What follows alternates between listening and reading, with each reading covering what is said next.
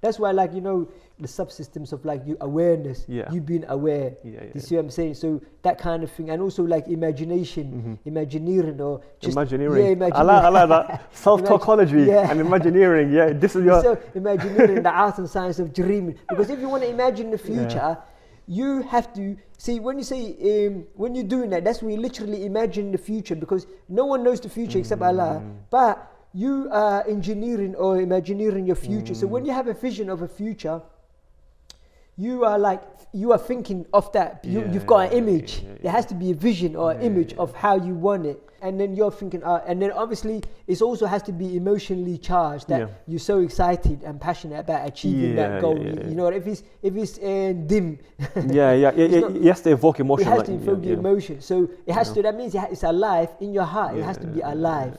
So you can picture it. That's why we say, imagine that, picture that. We say that, we know that language. So sometimes what we don't realize is when we call thinking or thoughts or having self-talk, we're doing it not literally in words.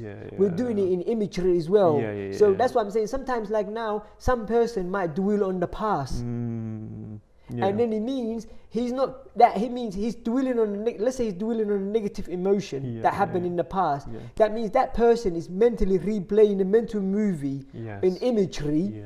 And then he's the interpretation. Do you get what I mean? His interpretation, he's playing it, and then he's doing it in self-talk. But it's like commentary. He's doing his own commentary. Exactly. On that imagery. But look where he is. He's in there. In the past. He's still a character in that past. In the past, and then also negatively, he's evoking negative emotion. If you had a bad feeling about it, and then I'm saying now that person really, he's rewiring his habit, because remember, I said to you, your attention can go to the past, present, or the future. So you see, when we're talking about self-control, we're talking about really controlling your attention. And the only way you can control your attention is by directing it to what you focus on. So if you focus on the image of the future, or if you focus on like our conversation now, or if you focus on the past, you get what I'm saying? So it's kind of like the way you directing, that's what you're going to interpretate. So I'm saying we don't even realize we're doing all that stuff because most of it is all habits. Yes, exactly. You get it? Habits is like autopilot for the brain. Like autopilot.